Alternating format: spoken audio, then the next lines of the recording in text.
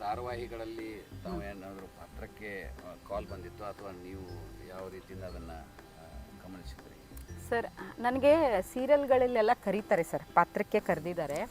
ಕಲಾವಿದೆಯಾಗಿ ನನ್ನ ಪದಕ್ಕಾಗಿ ನೋಡಿದಾಗ, ಬೇರೆ ಪಾತ್ರದಲ್ಲಿ ನೋಡಿದಾಗ, ಈ ಥರ ನೋಡಿದಾಗ ನನ್ನನ್ನು ಅದು Swarajya sir historical cinema international film ಫೆಸ್ಟಿವಲಲ್ಲಿ ಬಯೋಪಿಕಲ್ ಪ್ಲೇ ಆಗಿತ್ತು. ಅಲ್ಲಿ ಭಾಗವನ್ನ ನೋಡಿದ್ರು. ಇಲ್ಲಿ ಎಲ್ಲಮ್ಮ ಸೀರಿಯಲ್ ಮಾಡ್ತಾ ಇರ್ತಾರೆ, ನಾರ್ತ್ ಕರ್ನಾಟಕ ಭಾಷೆ ಬೇಕಾಗಿರುತ್ತೆ. ನನಗೆ ಸೀರಿಯಲಲ್ಲಿ ಕರೆದಾರಿ ಸರ, ಬಟ್ ಆದರೆ ನಾನು ಹೋಗಿಲ್ಲ. ನನಗೆ ವೈಯಕ್ತಿಕವಾಗಿ ಸೀರಿಯಲಲ್ಲಿ ಭಾಗವಹಿಸೋಕ್ಕೆ ಅಷ್ಟು ನನಗೇನು ಸಂಭ್ರಮ ಕೊಟ್ಟಿಲ್ಲ. ನಾನು ಎಲ್ಲಿ ಕೆಲಸ ಮಾಡ್ತೀನಿ ಅಂದರೆ ಸರ್, ನನಗೆ ತುಂಬ ಇಷ್ಟ ಆಗಬೇಕು, ನಾನು ಮಾಡೋ ಕೆಲಸದಲ್ಲಿ ನನಗೆ ಖುಷಿ ಸಿಗಬೇಕು. ಆಮೇಲೆ ಆ ಝೋನರ್ ಫೀಡ್ ಆ್ಯಂಡ್ ಫಾಸ್ಟ್ ಇರಬೇಕು. ನಾವು ಸಿನಿಮಾದಲ್ಲಿ 2 ಅವರ್ಗೆ ಕೂತ್ಕೋತೀವಿ ಸರ್, ಕಥೆಯನ್ನು ಹೇಳ್ಬೇಕಾರೆ 2 ತಾಸಿಗೆ ವೀಕ್ಷಕರ ಜೊತೆ ಫೈಟ್ ಮಾಡ್ತೀವಿ. ಅದರಲ್ಲಿ ನಾವು ಕಥೆಯನ್ನು, ಕ್ರಾಫ್ಟನ್ನು, ಕಾನ್ಫ್ಲಿಕ್ಟನ್ನು ಹೇಳ್ತೀವಿ. ಸೊ ಇದು ಸೀರಿಯಲ್ ಹೇಗಾಗುತ್ತಂದರೆ ತುಂಬ ಲಾಂಗ್ ಫಾರ್ಮೆಟಲ್ಲಿ ಹೋಗುತ್ತೆ. ಅದಕ್ಕೆ ನಾನು ಡೇಟ್ಸ್ ಕೊಡಬೇಕಾಗುತ್ತೆ. ನಾನು ಒಂದು ಸತಿ ಇಲ್ಲಿ ಇರ್ತೀನಿ, ಹೆಚ್ಚಾಗಿ ಬೆಂಗಳೂರಲ್ಲಿ ಇರ್ತೀನಿ, ಅಥವಾ ಬೇರೆ ಯಾವುದೇ ಸಿನಿಮಾಗಳಿಗೆ ಸೈನ್ ಮಾಡೋಕ್ಕಾಗಲ್ಲ. ಸೊ ಸಣ್ಣ ಪುಟ್ಟ ಪಾತ್ರಗಳನ್ನು ಮಾತ್ರ ನಾವು ಹೋಗಿ ಒನ್ ಡೇ ಆರ್ಟಿಸ್ಟಾಗಿ ಹೋಗಬೇಕಾಗತ್ತೆ. ಆದರೆ I did a good director ಜೊತೆಗೆ ಸಿನಿಮಾದಲ್ಲಿ ಒಂದು ಆ್ಯಕ್ಟಿವ್ ಆಗಿದ್ದಾಗ ನಾವು ಹಾಗೆ ಅಲ್ಲಿ ಶಿಫ್ಟಾಗಿ ಹೋಗೋಕ್ಕಾಗಲ್ಲ ಸರ್ ಸೀರಿಯಲಲ್ಲಿ. ಸೊ ಆಮೇಲೆ ಸೀರಿಯಲಲ್ಲಿ ಕಿರುತೆರೆ ಮತ್ತು ಇದು ದೊಡ್ಡ ಪರದೆ ಅನ್ನುವಂಥ 2 ವಿಭಾಗ ಇದೆ ನೋಡಿ.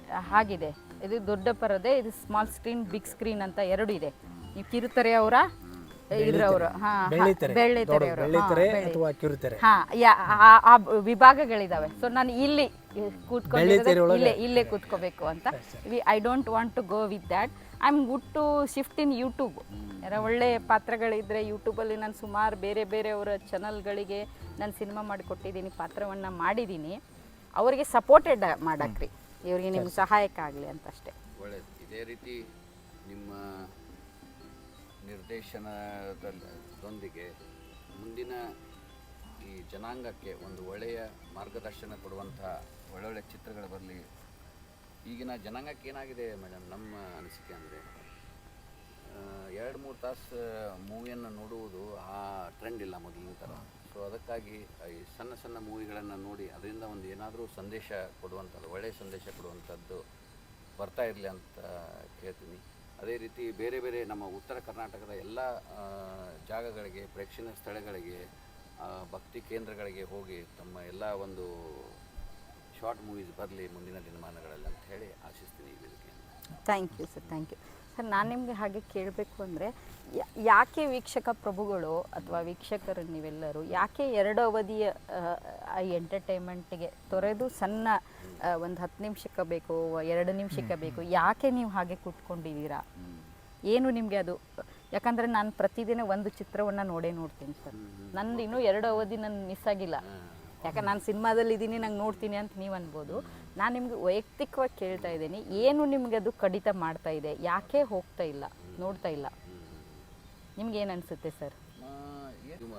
ಅದರಲ್ಲಿ ಮೊಬೈಲ್ ಬಂದ ಮೇಲೆ ಅಂತೂ ಎಷ್ಟು ನಮ್ಮ ಟೈಮನ್ನು ನಾವು ಸಂಕುಚಿತಗೊಳಿಸಿದ್ದೀವಿ ಅಂದರೆ 5 ನಿಮಿಷದ ವಿಡಿಯೋ ನೋಡ್ತಿದ್ವಿ ಮೊದಲು. ಈಗ 1 ಮಿನಿಟ್ರಲ್ಲಿ ಮಾಡಿದ್ರೆ ನೋಡ್ಬೇಕನ್ಸಾಗ್ತದೆ. ಅಲ್ಲಿವರೆಗೆ ಹಿಂಗೆ ನಮ್ಮದು IQ ಜಾಸ್ತಿ ಆಗಿ ಅಷ್ಟರೊಳಗೆ ಅವರು ಕೊಡ್ತಾ ಇದ್ದಾರೋ ಅಥವಾ ನಾವು ರಿಲ್ಯಾಕ್ಸ್ ಆಗಿ ನೋಡುವಂಥ ಟೈಮ್ ನಮಗಿಲ್ಲೋ ಅಂತ ಹೇಳಿ ಇನ್ನೂ ಕನ್ಫ್ಯೂಷನ್ ಆಗಿದ್ದೀವಿ ಅಂತ ನನ್ನ ಅನಿಸಿಕೆ. ಸರ್ ನಿಮಗೆ ಹೇಗೆ ಏನು ಅನಿಸುತ್ತೆ? ಈ ಸರ್ ಹೇಳಿದಂಗೆ ಈ ಟೈಮ್ ಇಲ್ಲ ಅನ್ನಂಗೆ ಆಗೈತಿ ಪರಿಸ್ಥಿತಿ. ಎಲ್ಲರಿಗೂ ಅವ್ರದ್ದೇ ಆದಂಥ ಒಂದು ಅವಸರ. ಈ ಮೊದಲು ನಾವು 3 ತಾಸು ಸಿನಿಮಾ ನೋಡ್ತಿದ್ವು ಟಾಕೀಸ್ದೊಳಗೆ ಹೋಗಿ. ಆ ಸಿನಿಮಾ ನೋಡ್ಬೇಕಾದ್ರೂ ಟಿಕೆಟ್ ತೆಗಿಸ್ಬೇಕಾದ್ರೆ ಹೆಂಗೆ ಪರಿಸ್ಥಿತಿ ಇತ್ತಪ್ಪ ಅಂದ್ರೆ, ಪಾಳೆ ಹಚ್ಚಿ ಟಿಕೆಟ್ ತೆಗಿಸ್ತಿದ್ವಿ ನಾವು.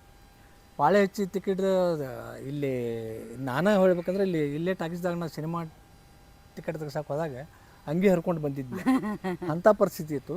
ಇವತ್ತು ಸಿನಿಮಾ ಟಾಕೀಸ್ಗಳು ಹೆಂಗಾಗ್ಯವಪ್ಪ ಅಂದರೆ, ನಾವು ಟಿಕೆಟ್ ತೆಗಿಸಿ ಹೋಗಿ ಕುಂತೀವಿ ಅಂದರೆ ಇನ್ನೊಂದಿಬ್ಬರು ಬರಲ್ರಿ ಚಾಲೂ ಮಾಡ್ತೀವಿ ಸಿನಿಮಾ ಅಂದ್ರೆ ಒಂದು ಕನಿಷ್ಠ ಒಂದು 5 ಜನರೇ ಬಂದರೆ ಸಿನಿಮಾ ಚಾಲೂ ಮಾಡ್ತೀವಿ ರೀ, ಇಲ್ಲ ಥರ ಇವತ್ತು ಶೋ ಇಲ್ಲರಿ ಅನ್ನುವಂಥ ಪರಿಸ್ಥಿತಿ ಆಗೈತಿ.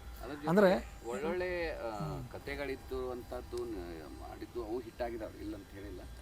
ಆದರೂ ಮನೋರಂಜನೆಗೆ ತೆಗೆದಿಡುವಂಥ ಸಮಯ ಭಾಳ ಕಡಿಮೆ ಆಗಿದೆ ಅಂತ. ಅದೇ ಸರ್, ನಿಮ್ಮ ಸಮಯ ಇಲ್ಲ ಅನ್ನೋದೇನಿದೆಯಲ್ಲ, 24 ಗಂಟೆ ಆವಾಗೂ ಇತ್ತು, ಇವಾಗೂ 24 ಗಂಟೆನೇ ಇದೆ, ಸಮಯ ಇದೆ, ಬೇರೆ ಏನೂ ಇಲ್ಲ ಸರ್. ಸಮಯ ಆಗು 24 ಗಂಟೆನೇ ಇತ್ತು, ಈಗೂ 24 ಗಂಟೆ ಅದ ರೀ.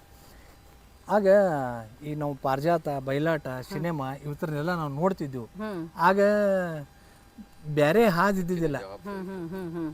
ಈಗ ಮೊಬೈಲ್ ಬಂತು. ಮೊಬೈಲ್ ಬಂದಮೇಲೆ ನಾವು ಅಲ್ಲಿ ಹೋಗಿ ನೋಡೋ ಬದಲಿ ಇಲ್ಲೇ ನೋಡ್ತೀವಲ್ಲ, ಇಲ್ಲೇ ನೋಡಿದ್ರಾಗ ಇಲ್ಲ ಮತ್ತೊಂದು ಸಿನಿಮಾ ಇಲ್ಲೇ ನೋಡೋಕೆ ಸಾಧ್ಯ ಇಲ್ಲ ಅಂತೇಳಿ ನಾವು ಸರ್ಸ್ಕೊತ ಹೋಗಿಬಿಡ್ತೀವಿ.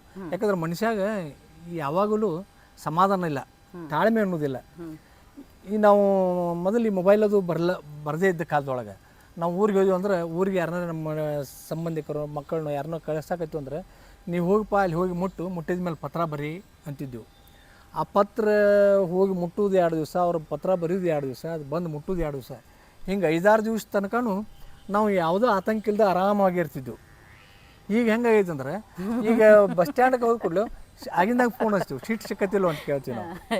ಸೀಟ್ ಸಿಕ್ಕತ್ತಿಲ್ಲೋ, ಕಿಟಕಿ ಕಡೆ ಸಿಕ್ಕತ್ತಿಲ್ಲೋ, ಹೋಗಿ ಮುಟ್ಟಿದಿಲ್ಲೋ ಅಂದ್ರೆ ಕ್ಷಣಕ್ಕೆ ಒಟ್ಟು ನಾವು ಈಗ ತಾಳ್ಮೆ ಕಳ್ಕೊಳಕತ್ತೀವಿ. ಹಂಗೆ ಈ ಸಿನಿಮಾ ನೋಡಿದ್ರಾಗೂ ನಾವು ಈ ಮನರಂಜನೆ ನೋಡೋದ್ರೊಳಗೂ ಸಹಿತ ತಾಳ್ಮೆ ಕಳ್ಕೊಳಕತ್ತೀವಿ. ಪಟಾಪಟ ಆಗ್ಬೇಕು, ಆಗಿಂದಾಗ ಆಗ್ಬೇಕು, ಆಪ್ಷನ್ಸ್ ಹೆಚ್ಚಿಗೆ ಆಗ್ತಾವೆ. ಈಗ ಒಂದು ನಾಟಕಕ್ಕೆ ಹೋಗಿ ನನಗೆ ಬೋರ್ ಬರಾಕತ್ತಂದ್ರೆ ಅವಾಗ ಆಪ್ಷನ್ ಇರಲಿಲ್ಲ, ಕೂಡ್ಲೇಬೇಕು ಏನೋರಿಗೆ, ಬೇರೆ ಎಲ್ಲಿಂದ ಇದಿಲ್ಲ. ಈಗ ಹಂಗಿದೆ, ಮೊಬೈಲ್ ನೋಡ್ತಿರ್ತೀನಿ, ನನಗೆ ಆ ಡೈಲಾಗ್ ಬೋರ್ ಅಥವಾ ಸೀನ್ ಬೋರ್ ಅಂತಂದ್ರೆ ಐ ವಿಲ್ ಮೂವ್ ಟು ಆಗಿಂದಾಗ ಸರಿಸ್ಬಿಡ್ತೀವಿ. ಈಗ ನಾವು ನ್ಯೂಸ್ ಚಾನಲ್ ನೋಡ್ತಿರ್ತೀವಿ, ಒಂದೇ 15 ನಿಮಿಷ ತೋರಿಸ್ತಾರೆ. 6 ಗಂಟೆದ ನ್ಯೂಸ್ ಚಾನಲ್ ನಾನು 15 ನಿಮಿಷದಲ್ಲಿ ಅಸೆಸ್ಮೆಂಟ್ ಮಾಡ್ಬೋದು, ಯಾಕಂದ್ರೆ ಈಗ ಪ್ರೊಲಾಂಗ್ಡ್ ಅಲ್ಲಿವರೆಗೆ ಇರ್ತದೆ ಅಂತ ಗೊತ್ತಾಗ್ತದೆ. ಸೊ ಆಪ್ಷನ್ ಜಾಸ್ತಿ ಇದ್ದಾಗ ಹಾಗೆ ನಮಗೆ ಒಂದು ಈ ಸ್ಪರ್ಧಾತ್ಮಕ ಜಗತ್ತಿನಲ್ಲಿ ಆಪ್ಷನ್ಸ್ ಹೆಚ್ಚಿದ್ದಾಗ ನನಗೆ ಯಾವ್ದು ಬೇಕೋ ಅದನ್ನಷ್ಟೇ ನಾನು ತೊಗೊಳಕತ್ತೀನಿ ಅಂತಂದು. ಆದ್ರೂ ಕಲಾರಂಗಕ್ಕೆ ವೀಕ್ಷಕರೆಲ್ಲ ಹೆಚ್ಚಿನ ಒಂದು ಸಮಯವನ್ನು ತೆಗೆದುಕೊಂಡು ನಮ್ಮಲ್ಲಿ ನಾವು ಈ ಮನೋರಂಜನೆಗೆ ಅದನ್ನು ಚಾಯ್ಸ್ ಮಾಡಿಕೊಂಡು ಇನ್ನಾದರೂ ಡೈಲಿ ಒಂದು ರಾಜ್ಕುಮಾರ, ವಿಷ್ಣುವರ್ಧನ್ ಇಂಥವ್ರು ಒಂದು ಮೂವಿ ನೋಡಬೇಕಂತ ಹೇಳಿ ನನ್ನದು ಸಲಹೆ ಐತಿ. ಈ ಮೂಲಕ ನಾವು ನೋಡಲೇಬೇಕು. ಈಗಾದರೂ ಅಗದಿ ನಿಧಾನವಾಗಿ ಸಮಾಧಾನ ಕೊಡುವಂಥ ಮೂವೀಸ್ ಅಂದರೆ ಇನ್ನೂ ನಮಗೆ ಮನಸ್ಸಿನಲ್ಲಿ ಇದಾವ ಅಂತಂದು ಹೇಳ್ತೀವಿ ಸರ್. ಹಾಗೆ ಅದೇ ನೋಡಿ ಸರ್, ನಿಮ್ಮ ಅಂದರೆ ವೀಕ್ಷಕ ಪ್ರಭುಗಳು ಈಸಿ ಟು ಗೋಯಿಂಗನ್ನು, ಆಮೇಲೆ ಕೈಯಲ್ಲೇ ಅವ್ರಿಗೆ ಎಕ್ಸಸ್ ಸಿಕ್ಕಿರೋದಕ್ಕೆ ಎಂಟರ್ಟೈನ್ಮೆಂಟನ್ನು ಅವರು ಆ ಕ್ಷಣಕ್ಕೆ ತೃಪ್ತರಾಗ್ತಾ ಇದ್ದಾರೆ, ಅಲ್ಪ ತೃಪ್ತರಾಗ್ತಾ ಇದ್ದಾರೆ. ಅವರಿಗೆ ಲಾಂಗ್ ಡಿಸ್ಟೆನ್ಸ್ ಬೇಡ. ಅವಾಗ ಸರ್ 2 ಅವರ್ ಇದನ್ನು ಸಿನಿಮಾ ನೋಡಿದಾಗ ಸರ್ ಆ್ಯಕ್ಚುಲಿ ಏನಾಗುತ್ತೆ, ಸಿನಿಮಾಗಳಿಂದ ಏನು ಸಿಗುತ್ತೆ, ಯಾಕೆ ನೋಡಬೇಕು ಅನ್ನೋದಕ್ಕೆ ನನ್ನ ಪ್ರಶ್ನೆ ಸರ್. ಏನು ಉತ್ತರ ಅಂದರೆ ಸರ್, ಸಿನಿಮಾನ 2 ಅವರ್ಗೆ ಅಥವಾ 1 ಅವರ್ಗೆ ನೀವು ಲಾಂಗಲ್ಲಿ ಅದು ಇಂಟ್ರೆಸ್ಟೆಡ್ಡಿಗೆ ಆಯಿತು, ನಿಮ್ಮ ಝೋನರ್ಗೆ ಇಷ್ಟ ಆಗೋ ಥರ ಇದ್ದರೆ ಸರ್, ಸೈಕಲಾಜಿಕಲಿ ಅದು ಮನುಷ್ಯನನ್ನು ತೆರೆದಿಡುತ್ತೆ ಸರ್. ಸಿನಿಮಾ ಅಂದರೆ ಏನು ಸರ್, ವಿಜುವಲಿ ಒಂದು ಕತ್ತಲೆ ಕೋಣೆಯಲ್ಲಿ ಸ್ವಲ್ಪ ನಿಮ್ಮನ್ನೆಲ್ಲರನ್ನ ಹಾಕಿ ನಾವು ಕತ್ತಲ ಬೆಳಕಿನ ಆಟವನ್ನು ಆಡ್ತೀವಿ. ಅದು ಪಾತ್ರದ ಜೊತೆ ನೀವು ಕೂಡ್ತಾ ಏನಾಗುತ್ತೆ, ಆ ಪಾತ್ರದ ಜೊತೆಗೆ ನೀವು ಬೆರಿತಾ ಹೋಗ್ತೀರಿ. ಫೈಟ್ ಮಾಡ್ದ ಅಂದರೆ ಹೊಡಿಯೋನಿಗೆ ಅಂತೀರಿ. ಹತ್ತಾಗ ನಿಮ್ಮ ಕಣ್ಣಲ್ಲಿ ಕಣ್ಣಂಚು ಬರುತ್ತೆ. ಯಾಕೆ ಆ ಪಾತ್ರದ ನಿಮ್ಮ ಕಣ್ಣಲ್ಲಿ ಅಂಚು ಬರುತ್ತೆ? ದಟ್ ವಾಸ್ ದ ಕಲಾವಿದನ ಅಥವಾ ನಿರ್ದೇಶಕನ, ಅದು ಮ್ಯೂಸಿಕ್, ಅದೇನು 24 ಕ್ರಾಫ್ಟಲ್ಲಿ ಆಗಿ ಬಂದಿರುತ್ತಲ್ಲ, ದ್ಯಾಟ್ ಮ್ಯಾಜಿಕ್ ಅದು ಇಂಪ್ಯಾಕ್ಟ್ ಆನ್ ಯು. ಅದು ಇಂಪ್ಯಾಕ್ಟ್ ನಿಮ್ಮ ಮೇಲೆ ಆದಾಗ 2 ಅವರ್ವರೆಗೂ ನೀವು ಪೇಷನ್ಸಲ್ಲಿ ಕೂತಾಗ ಸರ್, ಅದು ಒಂದು ದೀರ್ಘವಾದಂಥ ಸೈಕಾಲಜಿಯಲ್ಲಿ ನಿಮಗೆ ಎಫೆಕ್ಟನ್ನು ಮಾಡುತ್ತೆ, ಬದಲಾವಣೆಯನ್ನು ತರುತ್ತೆ. ಹಾಗಾಗಿ ಜನರೇ, ನಾನು ನಿಮಗೆ ರಿಕ್ವೆಸ್ಟ್ ಮಾಡ್ತೀನಿ, ಸುಪ್ರಿಯಾನ ಚಿತ್ರವನ್ನು ಮಾತ್ರ ಹೇಳ್ತಾ ಇಲ್ಲ, ನಿಮಗೆ ವರ್ಲ್ಡ್ ವೈಡ್ ಚಿತ್ರಗಳು ಸಿಗ್ತವೆ. ಅವು ನಿಮಗೆ ಮೊಬೈಲಲ್ಲೇ ಸಿಗ್ಬೋದು ಸರ್, ಅಥವಾ ನಿಮಗೆ OTT ಪ್ಲಾಟ್ಫಾರ್ಮಲ್ಲಿ ಸಿಗಬಹುದು, ಅಥವಾ ಥಿಯೇಟ್ರಿಕಲ್ಲಿ ಸಿಗ್ಬೋದು. ಒಂದು ದೊಡ್ಡ ಮಟ್ಟದ ಲಾಂಗ್ ವಿಡಿಯೋಸ್ಗಳನ್ನು ಸಂತೃಪ್ತವಾಗಿ ಸಮಯ ಕೊಟ್ಟು ವಿಜುವಲಿ ನೀವು ಅದನ್ನು ನೋಡಿ, ಅದು ನಿಮಗೊಂದು ನಾಟಕಗಳನ್ನು ನೋಡಿ ಹೋಗಿ, ಲೈವ್ ನಾಟಕಗಳನ್ನು ನೋಡಿ ಸರ್. ಆವಾಗ ನಮಗೆ ಬ್ಲಡ್ಡಲ್ಲಿ ಒಂದು ಸಂಚಲನ ಆಗುತ್ತೆ. ಅದೆಲ್ಲವೂ ನಿಮಗೆ ಆರೋಗ್ಯಕ್ಕೆ ಮತ್ತು ನಿಮ್ಮ ಮಾನಸಿಕ ಸ್ಥಿತಿಗೆ ಒಂದು ಸಮತೋಲನಕ್ಕೆ ಸಹಾಯಕಾರಿ ಆಗ್ತವೆ. ಚಿತ್ರಗಳು ಮನೋರಂಜನೆಯನ್ನು ಕೊಡ್ತವೆ, ಅದು ಅಲ್ಲದೆ ಬಹಳಷ್ಟು ವಿಚಾರವನ್ನು ಕೂಡ ಕೊಡ್ತವೆ. ಮನೋರಂಜನೆ ಅಂದರೆ ಮೇಡಮ್, ಈಗ ಮನೋರಂಜನೆ ಅಂತ ಹೇಳಿದ್ರಿ, ಒಂದು ಚಿತ್ರ ನೋಡಿದ ಮೇಲೆ ಒಂದು ಸಮಾಜಕ್ಕೆ ಸಂದೇಶ ಹೋಗಬೇಕು, ಯಾವುದೇ ವರ್ಗಕ್ಕಿರಲಿ ಸಂದೇಶ ಹೋಗಬೇಕು. ಅದರ ಜೊತೆ ನಮಗೆ ಒಂದು ತೃಪ್ತಿಯ ಭಾವನೆ ಬರಬೇಕು. ಈಗಿನ ಹೆಚ್ಚಿನ ಸಿನಿಮಾಗಳಲ್ಲಿ ಆ ಕ್ರೌರ್ಯ ಹೆಚ್ಚು ತೋರಿಸುವಂಥದ್ದು ಅಥವಾ ಆ ಲೈಂಗಿಕತೆಯ ಹೆಚ್ಚು ತೋರಿಸುವಂಥದ್ದು, ಪ್ರಚೋದನಾತ್ಮಕ ಆಗಿರುವಂಥ ಕೆಲವೊಂದು ಸೀನ್ಗಳನ್ನು ತೋರಿಸೋದ್ರಿಂದ ನಮ್ಮ ಯುವಜನತೆ ಇರ್ಬೋದು ಅಥವಾ ಯಾರೇ ಇರ್ಬೋದು, ಅದಕ್ಕೆ ಪ್ರಭಾವಕ್ಕೆ ಒಳಗಾಗಿ ನಾವು ಅದಕ್ಕೆ ತೆರೆದಿಡ್ತೀವಿ ನಮ್ಮನ್ನೇ ನಾವು. ಅದು ನೆಗೆಟಿವ್ ಆಸ್ಪೆಕ್ಟ್ಗೂ ದಾರಿ ಆಗ್ಬೋದಲ್ಲ ಅಂತ ಹೇಳಿ ಒಂದು ಇದೆ. ಅದಕ್ಕೆ ಅದೇ ಥರ ಜಾಸ್ತಿ ಬರ್ತಾ ಇದೆ ನೋಡಿ. 10 ಸಿನಿಮಾದಲ್ಲಿ ಬಂದರೆ 5 ಸಿನಿಮಾದಲ್ಲಿ ಕ್ರೌರ್ ಇರ್ತದೆ. ಹೀರೋ ಲಾಂಗು ಮಚ್ಚು ಹಿಡಿದಿಲ್ಲಾರ್ದೆ ಸಿನಿಮಾನೇ ಇರಂಗಿಲ್ಲ. ಯಾವ ರೀತಿಯಿಂದ ಅದು ಒಂದಾದ್ಮೇಲೆ ಒಂದೇ, ಒಬ್ಬರು ನೋಡಿ ಇದು ಸರಿಯಾಗಿಲ್ಲ ಅದನ್ನು ತೆಗಿಬಾರ್ದು ಅನ್ನೋಂಥದ್ದು ಇನ್ನೊಬ್ಬರು ಅದನ್ನು ಕಲಿತಾರೋ ಅಥವಾ ಅದೇ ಜನ ಜಾಸ್ತಿ ನೋಡ್ತಿದ್ದೇವೆ ಅಂತ ನಮಗೆ ಗೊತ್ತಿಲ್ಲ ಸರ್. ಆ ರೀತಿ ಯಾಕೆ ಜಾಸ್ತಿ ಬರ್ತಾ ಇದೆ, ಕಲಾತ್ಮಕ ಚಿತ್ರಗಳು ಯಾಕೆ ಜಾಸ್ತಿ ನಡೀತಾ ಇಲ್ಲ ಅನ್ನುವಂಥದ್ದು. ಹಾಂ ಸರ್, ಇದಕ್ಕೆ ಹೇಗೆ ಅಂತಂದರೆ ಸರ್, ಯಾಕೆ ಕ್ರೌರ್ಯ ಹೆಚ್ಚಾಗಿ ಕಾಣಿಸ್ತಾ ಇದೆ ಚಿತ್ರಗಳಲ್ಲಿ ಎಲ್ಲವೂ ಕೂಡ ಅಂದರೆ ಜನರು ಹೇಗೆ ಕೇಳ್ತಾರಲ್ಲ ಸರ್, ಹಾಗೆ ನಿರ್ದೇಶಕ ಅದನ್ನು ಮಾರ್ಕೆಟಿಂಗ್ ವೈಸಲ್ಲಿ ಹಾಗೆ ಚಿತ್ರಗಳನ್ನು ಮಾಡ್ತಾನೆ. ಜನರಿಗೆ ಬೇರೆಯವರು ಸರ್, ನೀವು ಎಲ್ಲ ಕಡೆ ನಿಮ್ಗೊಂದು ಸಿಂಪಲ್ ಟಾಕ್ ಹೇಳ್ತೀನಿ ರೀ ನಾನು. 2 ವಿಚಾರಗಳಿದಾವೆ ರೀ ಇದರಲ್ಲಿ ಸರ್. ನೀವು ಸಾಮಾನ್ಯವಾಗಿ ನಡ್ಕೊಂಡು ಹೋಗ್ತೀವಿ, ಎಲ್ಲ ಒಂದು ಕಡೆ ನಡ್ಕೊಂಡು ಹೋಗ್ತೀವಿ, ದೇವಸ್ಥಾನಕ್ಕೆ ಹೋಗ್ತೀವಿ. ನಾವು ಯಾರೂ ನಮ್ಮನ್ನು 3 ಜನನ ಗಮನಿಸಲ್ಲ, ಸಾಮಾನ್ಯವಾಗಿ ನಮ್ಮನ್ನು ಯಾರೂ ನೋಡಲ್ಲ. ಈಗ ನಾವು ಅದೇ ರೋಡಲ್ಲಿ ಅದೇ ಟೆಂಪಲಲ್ಲಿ 3 ಜನ ನಾವು ಜಗಳ ಮಾಡೋಕ್ಕೆ ಶುರು ಮಾಡೋಣ, ಅವಾಗೇನಾಗುತ್ತೆ? ಜನ ಎಲ್ಲ ಕೂಡ್ತಾರೆ, ಯಾರು ನಮ್ಮನ್ನು ಬಂದು ಜಗಳವನ್ನು ಬಿಡಿಸಲ್ರಿ. ಕಾಮನ್ ಟಾಕ್ ಹೇಳ್ತೀನಿ ರೀ, ಅವರು ನಮ್ಮನ್ನ ಜಗಳವನ್ನು ಎಂಜಾಯ್ ಮಾಡ್ತಾರೆ, ವಿಡಿಯೋ ಮಾಡ್ತಾರೆ, ನೋಡ್ತಾರೆ. ನೋಡಿ ಇವಳೇನು ಬೈತಾ ಇದ್ದಾಳೆ, ಅವಳೇನು ಬೈತಾ ಇದ್ದಾಳೆ, ಇವ್ರು ಯಾಕೆ ಹೀಗಾಯ್ತು ಅನ್ನೋದು ಒಂದು ದಟ್ ಫೈಟನ್ನು ಎಂಜಾಯ್ ಮಾಡ್ತಾರೆ.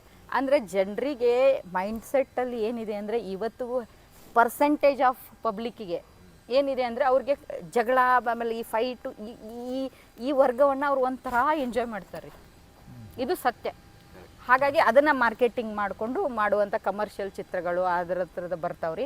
ಅದರ ಆಚೆಗೆ ಸಂದೇಶ ಇರುವಂಥ ಚಿತ್ರಗಳು ಏನು ಬರಬೇಕು ಅಂತ ಏನು ಹೇಳ್ತಿರಲ್ಲ ಸರ್, ಒಂದು ಸಮಾಜಕ್ಕೆ ಒಂದು ಮೆಸೇಜ್ ಕೊಡಬೇಕು ಅಂತ ಏನು ಹೇಳ್ತಿರಲ್ಲ, ಅದಕ್ಕೆ ನಾನೇನು ಉತ್ತರವನ್ನು ನಿಮ್ಗೆ ಹೇಳಬಹುದು ಅಂತಂದರೆ ಸರ್, ಸಮಾಜಕ್ಕೆ ನಾನು ಉತ್ತರವನ್ನು ಅಥವಾ ಮೆಸೇಜನ್ನು ಕೊಡುವುದರ ಜೊತೆಗೆ ಅದನ್ನು ನಾನು ಚಿತ್ರದಲ್ಲಿ ಏನು ಮಾಡಬಹುದು ಅಂದರೆ ಸಮಾಜದ ಚಿಂತನೆಗೆ ಎಡು ಮಾಡುವಂಥ ಚಿತ್ರಗಳನ್ನು, ಸಮಾಜಕ್ಕೆ ನಿಮ್ಮ ಎಲ್ಲ ಪ್ರೇಕ್ಷಕರಿಗೆ ಒಂದು ಚಿಂತನೆ ಮಾಡಬೇಕು, ಅದು ಯೋಚನೆ ಶಕ್ತಿ ಹಚ್ಚಬೇಕು.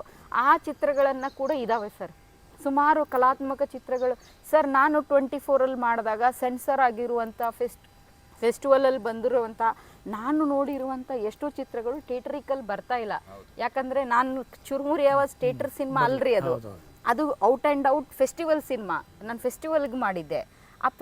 ಆ ಥರದ ಕಲಾತ್ಮಕ ಚಿತ್ರಗಳು ಸರ್, ಅದರಲ್ಲಿ ಯಾವುದೇ ಹಾಡಿಲ್ರಿ.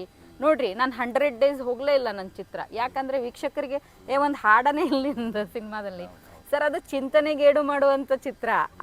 ಅಷ್ಟು ಚಿಂತನೆಗೇಡು ಮಾಡಲಿಕ್ಕೆ ಅಷ್ಟೇ ಯೋಚನೆ ಮಾಡಿದ್ದನ್ನು ನಾನು ಮಾಡಿದ್ದನ್ನು ಅವರಿಗೆ ತಗೊಳ್ಳಿಕ್ಕೆ ಆ ಶಕ್ತಿ ಬೇಕಲ್ಲ sir. That is everything was knowledge ಹೇಳ್ತೀನಿ ನಾನು. ಸರಿಯಾದ ನಾಲೆಜ್ ಯಾರಿಗೆ ತೊಗೊಳ್ಳೋದು ಬೇಡಾಗೈತ್ರಿ.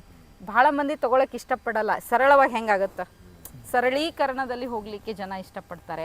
ಅದನ್ನು ರೈಟ್ ವೇನಲ್ಲಿ ರೈಟ್ ನಾಲೆಜನ್ನು ತೊಗೊಂಡು ಯಾಕೆ ಇವಳು ಇದನ್ನು ಚಿತ್ರ ಹೇಳ್ತಾ ಇದ್ದಾಳೆ, ಯಾಕೆ ಈ ಫ್ರೇಮನ್ನು ಹೀಗೆ ಇಡ್ತಾ ಇದ್ದಾಳೆ, ಈ ಚಿತ್ರವನ್ನು ಹೀಗೆ ಹಾಡಿಲ್ದೆ ಯಾಕೆ ಅವಳು ಮಾಡಿದ್ಲು, ಕಥೆಯಲ್ಲಿ ನೀವು ರೊಟ್ಟಿನೇ ತೊಗೊಂಡ್ರೆ ರೊಟ್ಟಿನೇ ಯಾಕೆ ಆಯ್ಕೆ ಮಾಡ್ಕೊಂಡ್ಲು, ಅದನ್ನು ಡಿಕೋಡ್ ಮಾಡಿ ತಿಳ್ಕೊಳಕ್ಕಾಗಲಿಲ್ಲ. ಅದನ್ನು ಹೇಗಂತಾರೆ ಸರ್, ನಾನು ಆ್ಯಕ್ಟಿವಿಟಿ ಹೆಚ್ಚಾಗಿದೆ ಅದರಲ್ಲಿ ಚಿತ್ರದಲ್ಲಿ. ಅದಾದಮೇಲೆ ನೋಡಿ ಲೈನ್ ಏನಂತ ಬರೆದಿದ್ವಿ ಅಂದರೆ, ಮಗಳು ತಾಯಿಯ ಸೆರಗು ಜಗ್ಗಿ ಕೇಳಿದಳು ಅವ್ವ ರೊಟ್ಟಿ ಕೊಡವ್ವ. ಇದು ಸಾಲು ಬರೆದಿರೋದು. ಅದನ್ನು ವಿಜುವಲಿ ನಾವು ಹೇಗೆ ತೋರಿಸ್ತೀವಿ ನೋಡಿ ಸರ್. ಆ ಸಾಲು ಎಷ್ಟು ಅದ್ಭುತವಾಗಿದ್ದೆ, ಅದನ್ನು ಅವ್ರು ಹೇಗೆ ಹೇಳಿದ್ದಾರೆ ನೀವು ನೋಡಿದಿರಲ್ಲ, ರೊಟ್ಟಿನಲ್ಲಿ ಅದು ಬರುತ್ತೆ. ಹಾಗೆ ಸರ್, ಅವಳು ಉಡಿನಲ್ಲಿ ಹಿಂಗೆ ಹಿಟ್ಟನ್ನು ಹಾಕೊಂಡು ಬರ್ತಾಳೆ. ಬೇರೆ ಬೇರೆ ಮನೆಗೆ ಹೋಗಿ ಸರ್ ಕೆಲಸ ಮಾಡಿ ಸಿಕ್ಕ ಹಿಟ್ಟಿನಿಂದ ವ್ಯಾಪಾರ ಚಾಲೂ ಮಾಡ್ತಾಳೆ. ಮಾರಿ ಉಡ್ಯಾಗ ಹಾಕೊಂಡ್ಬಂದಿದ್ದು ಹಿಟ್ಟನ್ನು ಕಲಸಿ ರೊಟ್ಟಿ ಮಾಡಿ ತನ್ನ ವ್ಯಾಪಾರವನ್ನು, ಅದರಿಂದ ಬಂದ ಹಣವನ್ನು ಭಾಳ ದೊಡ್ಡ ಮಟ್ಟದ ಇನ್ಸ್ಪೈರೇಷನ್ಸ್ ಇರುವಂಥ ದೊಡ್ಡ ಸಾಧಕರ ನೀವು ಆತ್ಮಕಥನವನ್ನು ನೋಡಿದಾಗ ದಟ್ ಶುರುವಾತ್ ಹೇಗಾಗಿರುತ್ತೆ ಸರ್, ಇದ್ರ ಮೂಲಕ ಪೇಪರ್ ಮಾರಿ ಆಗಿರೋದು, ಮೋದಿಯವರು ಚಾ ಮಾಡಿ ಬೆಳೆದಿರೋದು. ಸೊ ಅವರ ಮೂಲ ಏನಿರುತ್ತಲ್ಲ ಸರ್, ಅದು ಹೀಗೆ ಒಂದು ಸಿಂಪಲ್ ಕೆಲಸದಿಂದನೇ ಶುರು ಆಗಿರುತ್ತೆ. ಸೊ ಇವೆಲ್ಲವೂ ಅವರಿಗೆ ಗೊತ್ತಿರಂಗಿಲ್ಲ ರೀ ಸರ್. ಅವರಿಗೆ ಸಿನಿಮಾ ಅಂತಂದರೆ ಎಂಟರ್ಟೈನ್ಮೆಂಟ್, ಹೊಡೆಯೋದು ಬಡಿಯೋದು. ಎಂಟರ್ಟೈನ್ಮೆಂಟಲ್ಲಿ ಸರ್ 2 ವಿಭಾಗ ಇದೆ. ಒಂದು ನಿಮಗೆ ಮನೋರಂಜನಾ ಹಾಡಿನ ಮೂಲಕ ಕಣ್ಣಿಗೆ ಸಿಗುವಂಥದ್ದು, ಇನ್ನು ಒಂದು ನಮ್ಮ ಜ್ಞಾನಕ್ಕೆ ಹೇಳುವಂಥ ಒಂದು ಎಂಟರ್ಟೈನ್ಮೆಂಟ್ ಇದೆ ಸರ್. ನಮ್ಮ ಯೋಚನೆಗೆ ಹಚ್ಚುವಂಥ ಚಿತ್ರಗಳು, ನಮ್ಮ ಹೌದಲ್ಲಪ್ಪ ನಾನು ಹೀಗೆ ಯೋಚನೆ ಮಾಡ್ತಾ ಇದ್ದೆ, ಈ ಡೈರೆಕ್ಟರ್ ಹೀಗೆ ಹೇಳಿದಾನಲ್ಲ ಅನ್ನುವಂಥದ್ದು ತುಂಬ ಇದೆ ಸರ್. ಹಾಗಾಗಿ ಇವೆಲ್ಲವೂ ಪ್ರಯತ್ನಗಳಷ್ಟೇ ಸರ್. ನಾನು ಭಾಳ ಸಣ್ಣ ಪ್ರಯತ್ನದಲ್ಲಿದ್ದೀನಿ. ಭಾಳ ದೊಡ್ಡ ದೊಡ್ಡ ಮೇಕರ್ಗಳು ಸಿನಿಮಾ ಮಾಡಿದ್ದಾರೆ ಸರ್, ಭಾಳ ದೊಡ್ಡ ಇತಿಹಾಸ ಇದೆ.